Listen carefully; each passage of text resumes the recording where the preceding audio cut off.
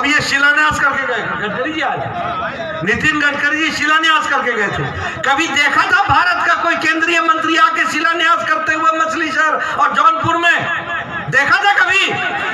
तो इसका तरीका यही है धन्यवाद देने का कि 7 तारीख को मेहीलाल जी को कमल के निशान पर वोट डालो, इसकी चिंता करो। बोलो गोमती नदी पर ब्रिज बना कि नहीं बना 30 करोड़ की लागत से? इसलिए विकास की एक नई कहानी रची है। अब बताओ, गोरखपुर एक्सप्रेसवे बन रहा है कि नहीं बन रहा है? गंगा एक्सप्रेसवे बन रहा है कि नहीं बन रहा है? बुंदेलखंड एक्सप्रेसवे बन रहा है कि नहीं बन रहा है? और हमारा पूर्वांचल एक्सप्रेसवे बन रहा है कि नहीं बन रहा है? ये 4 लेन 6 लेन बन रहा है कि नहीं बन रहा है? हमारा नौजवान धड़ाधड़ मोटरसाइकिल पे बैठ के 80, 90, 100 खींचता है कि नहीं खींचता है? अब पहले क्या था मालूम ही नहीं था कि गड्ढा में सड़क है कि सड़क में गड्ढा है। फर्क है कि नहीं है? फर्क साफ है कि नहीं है? सोच ईमानदार है कि नहीं है? नेता दमदार है कि नहीं है? असरदार है कि नहीं है? कार्यकर्ता है कि नहीं है? तो इसको मजबूती देना आपका काम है, इसकी आपको चिंता करनी। मित्रों, एक All India Institute of Medical Sciences मिल गया आपको 5 साल में, गोरखपुर में शुरू हो गया। एक अटल यूनिवर्सिटी मिल गई, मेडिकल यूनिवर्सिटी। 28 इंजीनियरिंग कॉलेज मिल गए, 78 डिग्री कॉलेज मिल गए। आपको फर्क दिख रहा है कि नहीं दिख रहा है? अब बताओ, खुशीनगर का एयरपोर्ट बन गया कि नहीं बन गया? अयोध्या का इंटरनेशनल एयरपोर्ट बन रहा है कि नहीं बन रहा है? काशी में इंटरनेशनल एयरपोर्ट बन रहा है कि नहीं बन रहा है? और एशिया का सबसे बड़ा एयरपोर्ट उत्तर प्रदेश जेवर में बन रहा है। यह भी आपको ध्यान रखना चाहिए। एक विकास की नई कहानी लिखी गई है और इसीलिए मैं आपसे ये कहने आया हूं। आप बताइए, हम वैचारिक पार्टी हैं। हम लोगों को अगर आपने वोट दिया, आपने वीपी सरोज को वोट दिया, तो बताइए, जम्मू कश्मीर से आपने अपनी उंगली से कमल दबाया था और वीपी सरोज ने 6 अगस्त 2019 को अपनी उंगली दबाकर धारा 370 को धाराशाही करके जम्मू कश्मीर में सारे कानून लागू कर दिए। ये इन्होंने किया। आप बताइए, राम जन्मभूमि में कब मंदिर बन रहा है कि नहीं बन रहा है? भव्य मंदिर बन रहा है कि नहीं बन रहा है? और ये एसपी समाजवादी पार्टी के नेताओं ने, और से संभव हुआ है। ये संभव हुआ है क्योंकि मोदी जी ने 174 करोड़ का इंजेक्शन टीका लगा करके देश को तैयार कर दिया। ये हमको याद करना चाहिए। आज योगी जी से सुबह बात हो रही थी, मैंने योगी जी से पूछा कि उत्तर प्रदेश में कितने टीके लगे? बोले 29 करोड़ लग चुके हैं। पहला राउंड तो सबको लग गया है, दूसरा राउंड भी 80% लग गया है, 20% अगले 20 दिन में लग जाएगा, पूरे का पूरा हो जाएगा। यह है डबल इंजन का डबल टीका। और ये है, आप बताओ, मोदी जी ने देश बचा लिया कि नहीं बचा लिया? बचाया कि नहीं बचाया? और योगी जी ने उत्तर प्रदेश में टीका लगा करके आप लोगों को जीवन रक्षा सुरक्षा दी कि नहीं दी? जीवन कवच दिया कि नहीं दिया? मित्रों, एक बात और आपको मैं अंदर की बताना चाहता हूं। मैं पूर्व स्वास्थ्य मंत्री रहा हूं, प्रदेश में भी और देश का भी 10 साल रहा हूं। टेटनस का इंजेक्शन भारत में आने में 25 साल लग गए। जापानी बुखार का इंजेक्शन जापान से भारत आने में 100 साल लग गया। 100 साल। 1906 में टीका बना था और 2006 में आया था टीका भारत में। एक मिनट भैया, आपका जोश मैं अपने साथ रखता हूं, मेरा होश आप अपने साथ रखो। सुन लो मेरी बात। ओ भाई, मेरी बात सुनो। ये टेटनस का इंजेक्शन आने में इतने साल लग गए, स्मॉल पॉक्स का इंजेक्शन आने में 25 साल लगे, और पोलियो के इंजेक्शन को आने में, पोलियो के ड्रॉप्स को आने में यहां पर 35 साल लगे। और कोरोना 2020 में आया, जनवरी में पहला, और अप्रैल में मोदी जी ने टास्क फोर्स बैठा करके साइंटिस्टों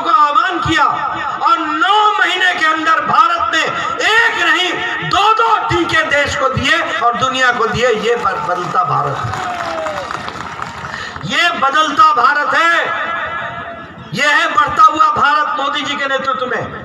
और देश को ही नहीं, दुनिया के अन्य देशों को भी अपना इंजेक्शन पहुंचाया। अब मैं आपसे पूछना चाहता हूं, ये उपचुनाव का मौका है, ये अखिलेश बाबू ने कहा था कि नहीं कहा था कि इंजेक्शन मत लगवाइयो? कहा था कि नहीं कहा था कि टीका लगाओगे तो फलाना हो जाओगे, टीका लगाओगे तो फलाना? कहा था कि नहीं कहा था कि टीका लगाओगे तो फलाना हो जाओगे, टीका लगाओगे तो फलाना हो जाएगा? बोला था कि नहीं बोला था? उत्तर प्रदेश की जनता को गुमराह किया था कि नहीं किया था? अब खुद मोदी टीका लगाया कि नहीं?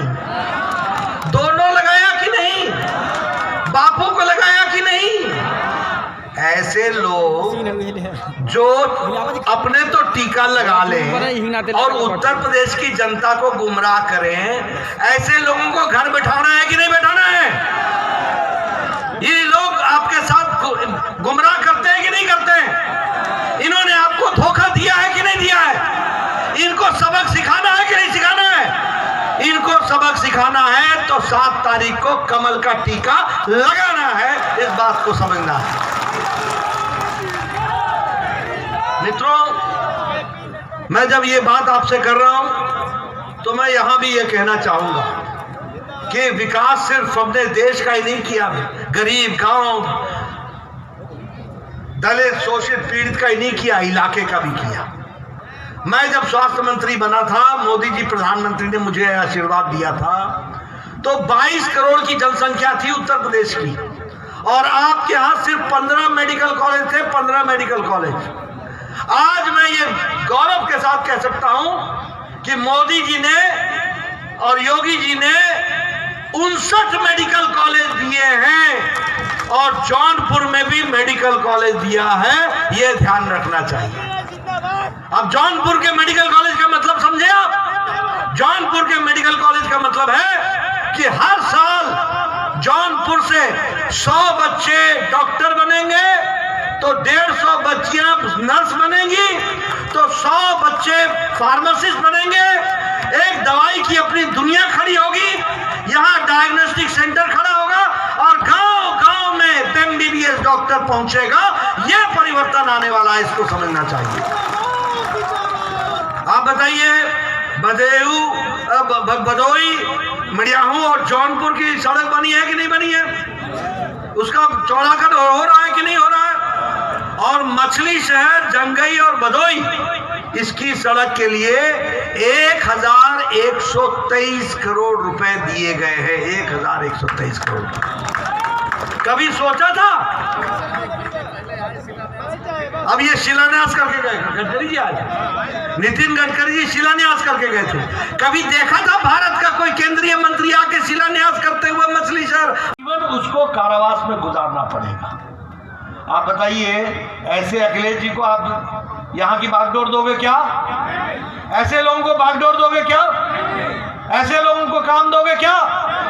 मैं दूसरी घटना सुनाता हूं आपको, डेट नोट कर लेना मेरे मित्रों। 31 दिसंबर की रात और 1 जनवरी की सुबह 2008 रामपुर के सीआरपीएफ के कैंप पर AK-56 से गोलियों की बौछार हुई। आतंकवादियों ने गोलियां चलाई, 7 जवान मारे गए, 7 माताओं की कोख सूनी हुई, 7 बहनें विधवा हुई, 7 परिवार के बच्चे अनाथ हुए। यूपी के स्पेशल टास्क फोर्स ने और NIA ने एक व्यक्ति को नेपाल और भारत के बॉर्डर पर पकड़ा, जिसका नाम था शहाबुद्दीन। वो बिहार का रहने वाला था। जब उससे पूछताछ की गई तो 7 लोग पकड़ाए, 3 उत्तर प्रदेश के थे और बाकी 4 बिहार के थे। कोई जौनपुर का था, कोई आजमगढ़ का था, कोई कहीं का था, कोई कहीं का था। 7 लोग पकड़ाए। अखिलेश जी ने 26 अप्रैल 2012 को यह कहा, ऑर्डर में लिखा है, हुक्म जारी किया है चीफ मिनिस्टर के रूप में, कि सामाजिक सौहार्द के लिए, ये देखो सामाजिक सौहार्द, आतंकवादियों को छोड़ो, सामाजिक सौहार्द के लिए मैं यह केस वापस लेता हूं। ऐसी घिनौनी काम करने वाले आपके मुख्यमंत्री हो सकते हैं क्या? इनको ऐसे लोगों को बनाना है क्या? फिर उसके बाद इलाहाबाद हाई कोर्ट ने कहा तुम ये मुकदमा वापस नहीं ले सकते हो। मुकदमा चला, गोरखपुर के कोर्ट ने फैसला दिया, 4 लोगों को सजाए मौत और 1 व्यक्ति और 3 व्यक्तियों को आजीवन कारावास की सजा सुनाई।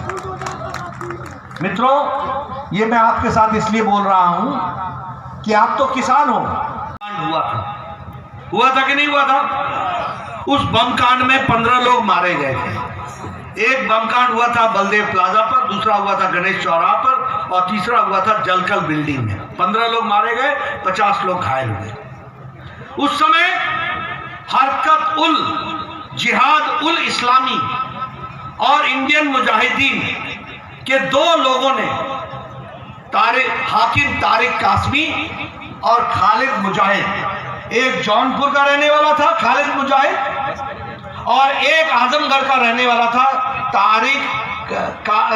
हाकिम तारिक कासमी। ये 2 लोग पकड़े गए थे, 2 लोग।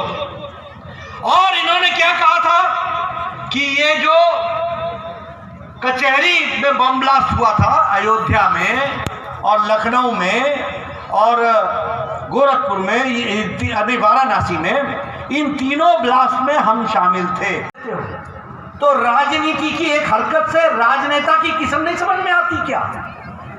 ये राजनेता की आप देखो, तासीर देखो। जो आतंकवादियों को गले लगाता हो, जो आतंकवादियों को साथ लेकर के चलता हो। अभी 1 हफ्ता पहले अहमदाबाद में बम ब्लास्ट का फैसला आया है। देश में पहली बार 38 लोगों को सजाए मौत हुई है और उस 38 लोगों में एक मोहम्मद सैफ नाम का व्यक्ति है। वो मोहम्मद सैफ आजमगढ़ का रहने वाला है और उसके पिता का नाम है शाहदाब अहमद मिस्टर। और ये अखिलेश फोटो खिंचाता है और समाजवादी पार्टी का दोस्त बनता है।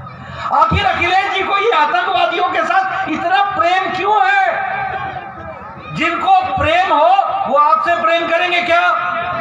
उनको आपसे प्रेम होगा क्या? इनको घर बैठाना है कि नहीं बैठाना है?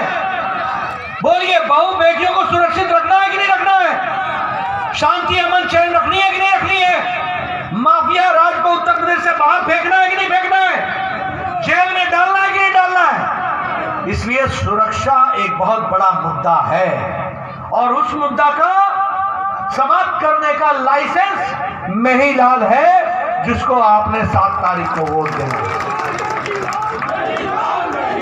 बोलो, मेहीलाल गौतम कार्यकर्ता है कि नहीं है? बीजेपी का पुराना कार्यकर्ता है कि नहीं है? साधारण परिवार से आता है कि नहीं आता है? ये अखिलेश की तरह कोई चांदी का चम्मच लेकर के तो नहीं आया है। ये गरीबों की सेवा करने वाला आदमी है कि नहीं है? आपने 7 तारीख तक इसके लिए मेहनत करनी, 7 के बाद 5 साल ये आपकी मेहनत करेगा। इस बात का आपको विश्वास दिलाता हूं, इस बात का आपको विश्वास दिलाता हूं। इसलिए मित्रों, मैं आपसे अपील करने आया हूं, जो लोग मेरे भाषण सुनने के लिए इतनी धूप में आए, मुझे मालूम है कि उन्होंने तो 7 तारीख को कमल का बटन दबाना ही दबाना है कि हम शामिल थे श्रमजीवी ट्रेन के बम ब्लास्ट में, हम शामिल थे मुंबई के ट्रेन के बम ब्लास्ट में, हम शामिल थे जो संकट मोचन में बम ब्लास्ट हुआ था उसमें भी हम शामिल थे। कुल मिलाकर के 500 हत्याएं हुई थी और 2000 लोग घायल हुए थे। सबकी जिम्मेवारी इन लोगों ने ली।